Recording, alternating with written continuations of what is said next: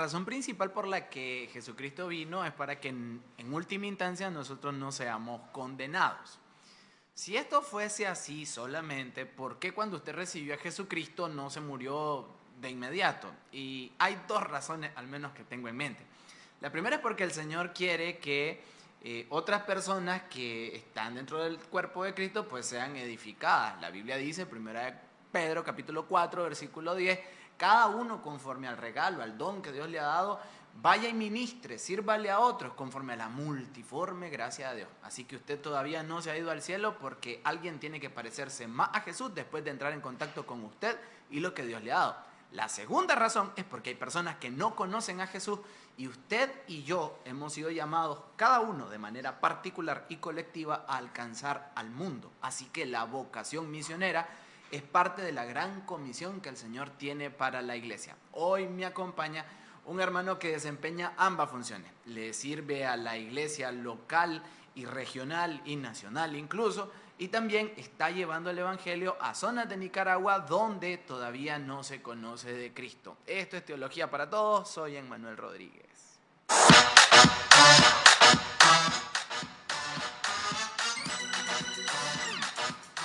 Me quedé.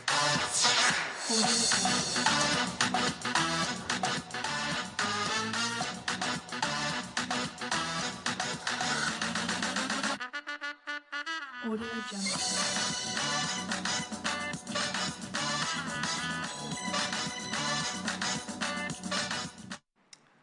Buenas tardes, bienvenido. Esto es Teología para Todos. Estamos haciendo una serie de programas, el segundo de la serie, con la temática de la misión y la teología. La semana pasada nos acompañó un querido hermano que está haciendo misiones allá en la zona sur, en el cono sur, en Bolivia específicamente.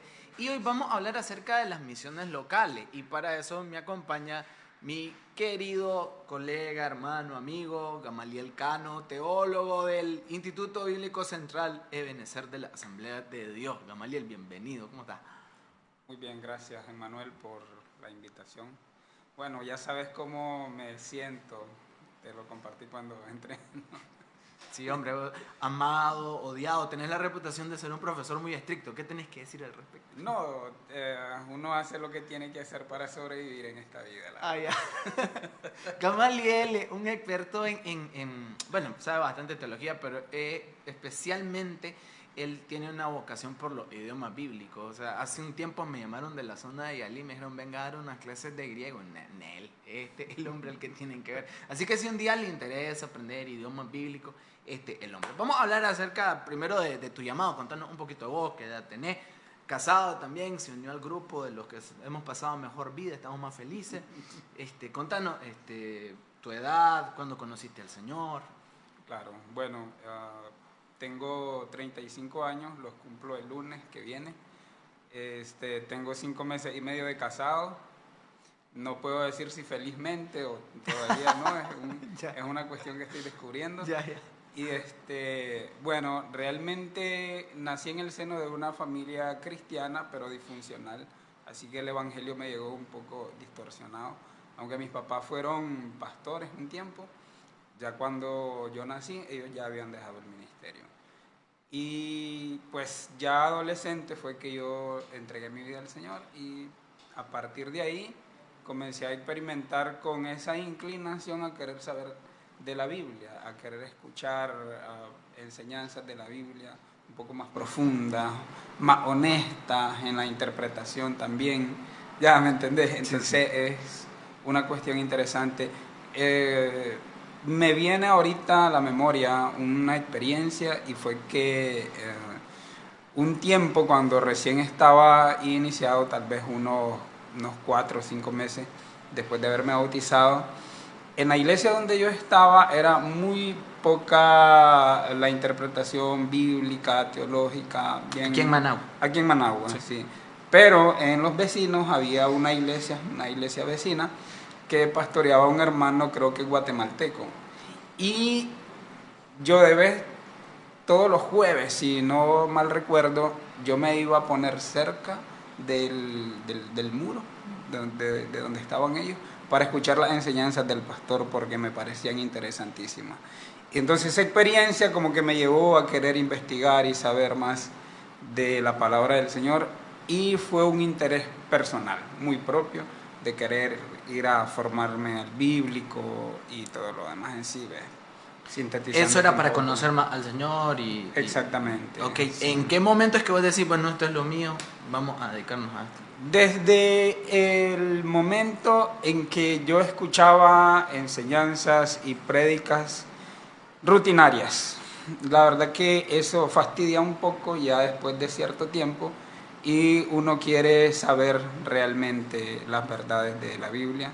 Y a partir de ese momento tal vez tenía yo unos 22 años, 21, 22 años más o menos. Entonces fue que decidí buscar cómo entrar al bíblico. La verdad me costó, fue un verdadero proceso, porque para entrar al bíblico necesitas cartas de recomendación y varias cosas, y pues la persona que pastoreaba la iglesia en el momento pues no estaba muy conforme con mi decisión, ¿no?, de ir al bíblico. Y a partir de ahí pues me decidí a estudiar. En el 2011 entré al Instituto Bíblico como internado. Esa experiencia se la recomiendo a todo el que quiera experimentar con Dios, en serio. El internado es lo mejor que Formó hay. tu carácter. Todo formó en mí. Excelente. Mira, siempre quise hacer esta pregunta desde que estoy haciendo el programa, y vas a tener la primicia. ¿Cómo vive un teólogo en Nicaragua? Porque yo puedo responder eso, pero por mí, pero a ver, quiero escucharte. ¿Cómo vive un teólogo en Nicaragua? Bueno, realmente, fíjate que yo creo que es la suma de dos de las peores decisiones económicas que puede tomar una persona: ser maestro y ser teólogo. Ya. Amén. Y pues realmente tiene que ser algo muy de Dios para que decidas vivir toda tu vida dependiendo totalmente de ese llamado que Dios te hizo a eso. Es una cuestión bastante Complejo, divina, diría, bastante de ¿no? fe. Y de fe, por eso, no es fácil, no es fácil. Con todo, decías que en tu experiencia que tu pastor tenía cierta reticencia que vos. ¿Cómo has vencido esos prejuicios? ¿Cómo animaría a alguien a que estudie teología? A pesar de que vivir de teología, pues créanme, se lo digo desde lo más profundo de mi corazón, le truena la vida.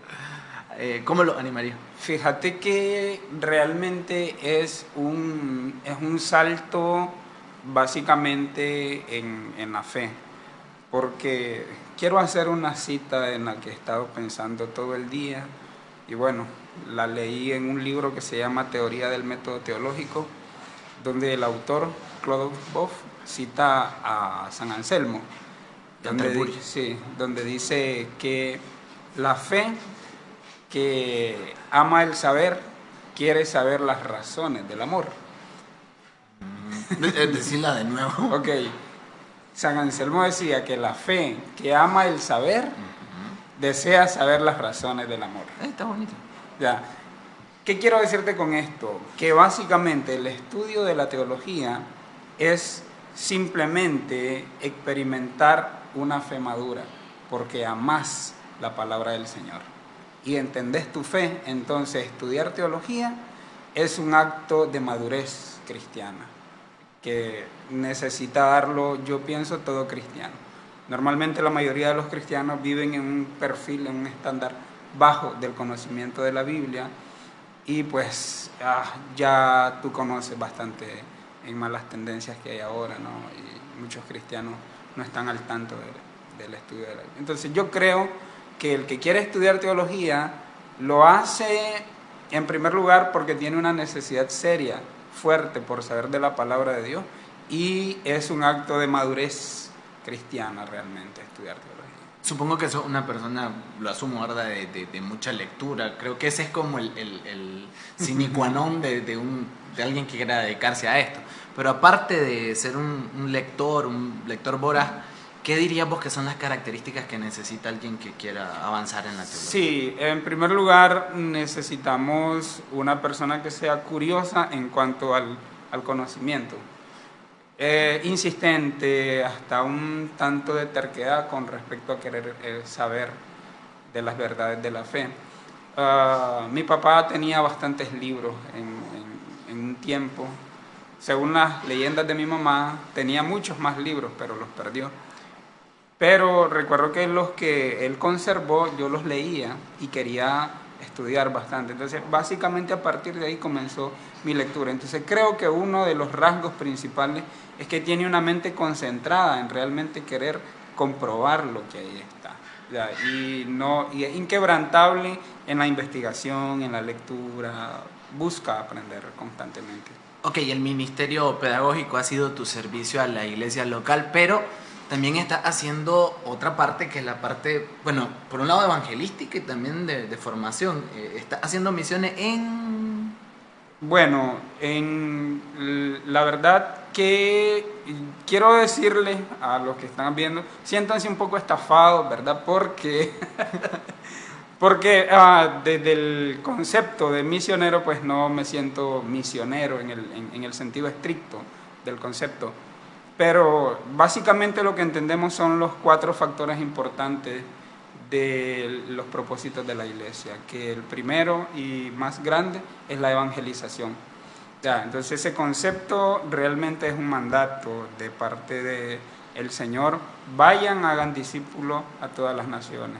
Hechos 1:8, me serán testigos en Judea, en Samaria y hasta lo último de la tierra. Es decir, son mandatos que están textuales en la Biblia, son principios teológicos que todos los conocemos. Entonces ese concepto de hacer discípulos a las naciones, el término etnos en el texto griego se refiere a las naciones y no necesariamente está hablando de un grupo étnico en particular, sino a todas las naciones. El otro es la edificación de la iglesia, que también es un principio que está bien inscrito en el texto, donde en Efesios capítulo 4, verso 11, dice que Él mismo constituyó, hablando de Cristo, apóstoles, profetas, evangelistas, pastores y maestros, y el versículo 12 dice que estos tienen un fin en particular, que es la edificación del cuerpo de Cristo. Entonces, en ese segundo aspecto es donde quiero enfatizar el trabajo que se está haciendo allá, es en Musaguas. Realmente. Ahorita vamos a pedirle a la producción que mientras habla Gama vayan poniendo un par de fotos que tenemos por ahí de la misión que está haciendo por allá. Gracias. ¿Musaguas queda en? Musaguas queda bueno, es una región que cubre tanto la parte central como la región costa Caribe norte. Entonces, Musaguas es la capital mayagna. Los mayagnas se dividen básicamente en 4 etnias, ellos que son los Panamasca, los Tuasca, los Ulguas y los Sumo. Son 4 razas de mayagna y sus dialectos no son iguales también, hay diferencias dentro de ellos. Yo estuve con los Panamascas, básicamente, que hay 2 capital mayagna, Musaguas, y no tengo ahorita el recuerdo de la otra. Para llegar allá, ¿cómo? Fíjate que la primera vez que fui a Musaguas fue en el 2013, era estudiante del bíblico todavía, y recuerdo que no habían carreteras entradas trocha, eran pantanos sobre la selva adentro, 6 horas caminando, ni en bestia fue caminando esa experiencia. Llegamos, está al otro lado del río Huaspuc, y pues la experiencia que te puedo decir para mí fue muy bonita, a pesar, ¿no?, de todas las complicaciones que hubieron. Y ya ahora que fui este año ya 2 veces, ya hay una trocha pues hasta allá, todavía no está, como te dijera, el camino pues perfecto, pero se puede llegar con un poco más de... Allá tienen su propio su idioma autóctono, ¿verdad? Sí, exactamente. Aunque hablan español, hablan mayagna ellos. Y hay como una cultura entre ellos. Es que entre mayagna y mayagna, la ley es que siempre van a hablar mayagna. Si ya se refieren a uno de nosotros, ellos nos dicen mestizo, hablan en español. Pero entre ellos la ley es que van a hablar solo mayagna para no perder, ¿no?, el dialecto. Y contanos, ¿hay iglesia allá? Sí, de hecho el trabajo consiste básicamente en darle formación a los pastores de las comunidades. Son pastores empíricos, ¿verdad? Son ¿no? pastores empíricos, totalmente. De hecho, yo creo que tengo que mencionar acá al pastor Ángelo y a la Junta de Asambleas de Dios de la parte educativa, porque es un programa, es un proyecto que va orientado a la formación de pastores autóctonos propiamente del lugar. Entonces, gracias a ellos es que pude volver a conectarme con la gente que conocí en el 2013, que fui allá, y ellos fueron los que me hicieron la solicitud de compartir, de ayudarles en el trabajo de formación. ¿Y cómo ha sido la respuesta de la gente? ¿Ya tenés algún testimonio, alguna anécdota? Sí, fíjate que la primera vez que fui, pues el trabajo con ellos es bastante particular, porque ellos han tenido muchas experiencias con ayuda humanitaria. Y pues nosotros no les llevamos ayuda humanitaria. Y de hecho la meta es no vender esa idea de ayuda humanitaria para ellos. Llevamos un proyecto de formación teológica para los... ¿Por qué no? Por lo que ya constantemente a la comunidad han entrado extranjeros y entre otras misiones, pero han llegado más como ayuda humanitaria y no con la idea de formación. Entonces la idea es formar a los pastores mayagna para que le prediquen y le enseñen a su comunidad mayagna. Okay. Esa es la meta realmente, establecer iglesias más autóctonas, respaldadas, ¿no?, con la ayuda de la Conferencia de las Asambleas de Dios. ¿Existe material pedagógico o bíblico en el idioma mayagna? No hay. No hay. No hay. Hay una versión mayagna, pero se llama la Papambila, es una Biblia en mayagna, pero es una versión hecha por la Iglesia Morava. Entonces los cristianos, los evangélicos mayagna, no la leen porque ellos han observado pues que hay detalles que no se concuerdan con el evangelio, según el testimonio de ellos, ¿no? Entonces un reto fuese, ¿no?, hacer una versión al menos del Nuevo Testamento en mayagna, aunque es un reto porque hay 4 dialectos. Sí, hay que ser 4 Nuevos Testamentos. Y no necesariamente concuerdan con las palabras y los conceptos. Una de las películas que más me ha impactado y que está disponible en YouTube, se les quiero recomendar, se llama Más allá de la siguiente montaña. Se lo voy a repetir, Más allá de la siguiente montaña. Es una película de los años 70 que narra la historia de un chico que vive en una zona boscosa de la India y que recibe este llamado de ir y estudiar teología y estudiar específicamente idiomas bíblicos para traducirlo a su dialecto original. Y la película es muy bella respecto a la cuestión de las misiones y la cuestión de la traducción de la escritura, y creo que entra muy bien en este contexto local de llevar material. Pues, a veces queremos ir a hacer misiones al otro lado del mundo y no es un mal deseo, pues, pero hay que empezar por la casa, hay mucha necesidad. Contame, ¿de qué manera una iglesia local o un miembro particular que se ve inquietado por lo que estamos hablando ahorita puede colaborar, unirse a la labor de misionera, sea con vos, o sea, otra labor quizás de su misión, qué sé yo? Sí, bueno, indispensable es haber tenido formación previa, fíjate, porque si no tenés más o menos conocimientos básicos, fundamentales de lo que es cultura, lo que es el trato con otras etnias, va a ser un tanto complicado, puede ser un poco imprudente impulsarlo, mandarlo tan rápidamente. Entonces lo primero es fundamental para él la formación, que se prepare. Si no se prepara, yo creo que no va a ser lo suficientemente eficaz. En el caso particular de las Asambleas de Dios, ¿qué ofrecen para preparar misioneros? Sí, en Asambleas de Dios está la Academia Transcultural de Misiones. Esta academia forma a las personas que tienen llamado a las misiones tanto foráneas como domésticas. Entonces forman a los ministros, misioneros, que sean capaces de llegar. Y tenemos misioneros allá.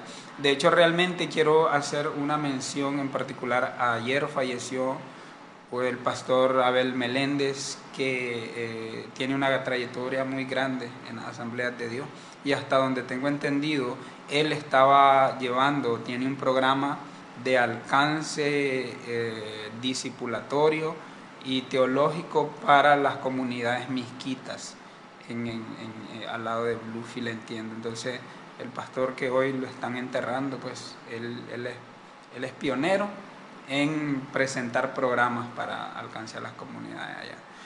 Tenía que mencionarlo porque creo que es justo. Y también hay otros misioneros que están en el campo de Río Coco, a Karen Jarquín, creo que se llama ella. Tenemos a Tilly, él también está al lado de las comunidades. Creo que ella está aquí en el bíblico, ¿no? Sí, él se graduó del bíblico y está llevando una especialidad también. Entonces hay misioneros que están en el campo, y sé también que por parte de Asambleas de Dios hay programas de evangelización de alcance. Y la iglesia, pues realmente la iglesia está metida en toda esa zona, fíjate. Conozco de pastores que me han dicho, estoy a tal... y pues digo yo, qué bueno. Y desde mi punto de vista, no soy misionero en el sentido estricto de la palabra, pero fíjate que más bien estoy pensando en una cuestión que escribió Nahum. Acá dice, el maestro Gamaliel es siervo de Dios, esa es la perspectiva de Nahum, ¿no? Y dice que está entregado a la obra, dando clases en muchos lugares, llevando la educación teológica donde sea que se necesite. Esa última parte es la que quiero resaltar, que como el llamado de Dios pues está en uno para la enseñanza y la formación de la iglesia, yo quiero decir sí, si vamos a ir a formar a pastores, si vamos a ir a formar líderes, a trabajar con la iglesia y los hermanos allá, yo digo sí, claro que sí. Claro que si mi esposa me da permiso, ¿verdad? Yo ya va aprendiendo. Claro que sí. Y también pues quiero hacer cita de Jairo López. Tiene una frase y él dice que la educación teológica también es misiones. Es una frase que él ha pensado. Y pues realmente eso es lo que hacemos. Somos un miembro del cuerpo de Cristo con un ministerio específico, determinado, que tiene que ponerlo en función. Es decir, cuando hablamos de misiones, hablamos de la obra evangelística. No es como un corazón así aparte de Dios. No, Dios tiene un corazón y ese corazón es tan grande que abarca todo tipo de ministerio para la obra de la edificación de la iglesia. Voy a hacer una pausa aquí para saludar a algunos que han comentado. Litsi Arauz dice bendiciones, bro, Manuel Rodríguez y Maestro Gama. Saludos, Litsi. También está el pastor Néstor Gutiérrez Zúñiga, buen tema, amigos. Y la hermana Agustina Calero dice saludos y bendiciones a mi profesor Gamaliel Cano. Recuerden a todos los que están sintonizando darle like, compartir, ir a la página de Nexo, seguirlo en todas las plataformas, compartan lo bueno. Bueno, ya para ir aterrizando específicamente tu misión en Mosaguá, si alguien quisiera colaborar de alguna manera, ¿cómo podría hacerlo? Bueno, realmente pueden hacerlo comunicándose directamente conmigo o con las oficinas de educación cristiana de ¿Tu número de teléfono es? 5791-8458. Bueno, eso que acaba de decir, soy terrible memorizando números. Pero excelente, para todos los que quieran colaborar. Una vez escuché a un pastor bautista decir de que en esta cuestión de las misiones es como aquel hombre que bajó la soga para rescatar a Jeremías. Hay uno que es el que desciende a rescatar al que está allá abajo y otro el que sostiene la soga. Creo que la primera forma, y sin ánimo de menospreciarla, el motor de todas las misiones es la oración. Creo que todos necesitamos que el Señor use a los que va a enviar y que la presencia de Dios baje allí, que haya favor, gracia, recursos, pero también hacer un espacio, un sacrificio. Creo que toda iglesia debe tener vocación misionera, si no están perdiendo el norte. Bueno, para ir aterrizando, hablamos primero de teología y de último de misiones. ¿Qué recomendás leer como una introducción para la teología? Si quisiera entrar, ¿cuál es tu recomendación? Mi recomendación, Fíjate que en particular las obras que más me han gustado a mí, algunos dicen, bueno, ¿cómo vas a proponer eso para introductorio? Eso es que eso es. La verdad que tienen que leer a C.S. Lewis. Ah. C.S. Lewis es... C.S. Lewis, para los que no saben, es el autor de las Crónicas de Narnia. Era cristiano anglicano. Anglicano. Sí. Ok. Entonces él es es la mejor Libro referencia favorito de que Lewis. puedo hacer. Ah, tengo que decirme entre mero cristianismo. El problema del dolor. El problema del dolor. Cartas del diablo. Cartas del diablo a su sobrino. Y aunque no crean, las Crónicas de Narnia son libros excelentísimos. En particular yo recomiendo uno que no han hecho película, espero que no lo hagan. La van a arruinar. Sí, se llama El muchacho y el caballo. Es una alegoría, ¿no? Bueno, sabemos que las Crónicas es una alegoría de Cristo para niños, increíble.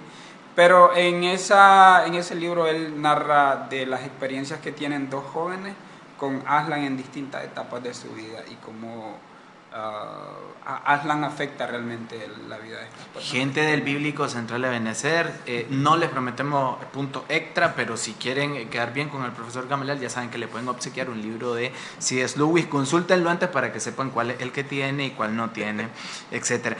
Mira que aquí alguien comentó una frase de Lewis, dice: la tarea del educador moderno no es podar la selva, sino regar los desiertos. C.S. Lewis, ya te la sabías. Bueno, en fin.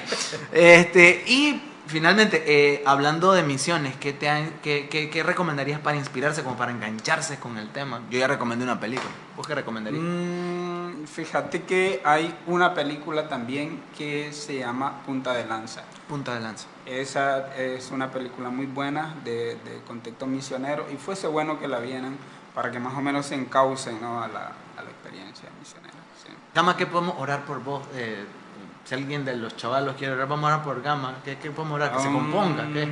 No sé, yo digo que sí, que me componga un poquito Ya. más. Tal vez. No, bueno, oren en particular por mi familia, ¿no? Mi papá también estuvo en un proceso médico no hace mucho y pues él todavía está en un proceso de recuperación. Y ¿Tu papá se llama? Odilio Cano. Odilio Cano. Ok, Dios bendiga al hermano Odilio. Bueno, señores, manda saludos el Francisco Mena, ahí está, ahí está el hombre. Gracias por la sintonía, gracias Gamaliel por acompañarnos. Gracias por la hora que estás haciendo en Mozaguá, la vamos a llevar en nuestras rodillas. Y cualquiera de ustedes que quiera colaborar, por favor, no lo dude. Recuerde que todo lo que usted siembra en el reino del Señor no va a quedar sin recompensa y es parte de nuestra misión corporativa. Le agradezco encarecidamente la sintonía, los mensajes que nos llegan también. Y bueno, la próxima semana vamos a intentar, con el favor de Dios, traer a gente que ha tenido experiencia misionera en Nicaragua, gente de fuera, para que digan pues cómo somos los nicaragüenses, si somos como el pueblo de Israel de dura cerviz o cómo está la cuestión acá. Gracias por la sintonía, Dios les bendiga grandemente y hasta la próxima semana en Teología para Todos.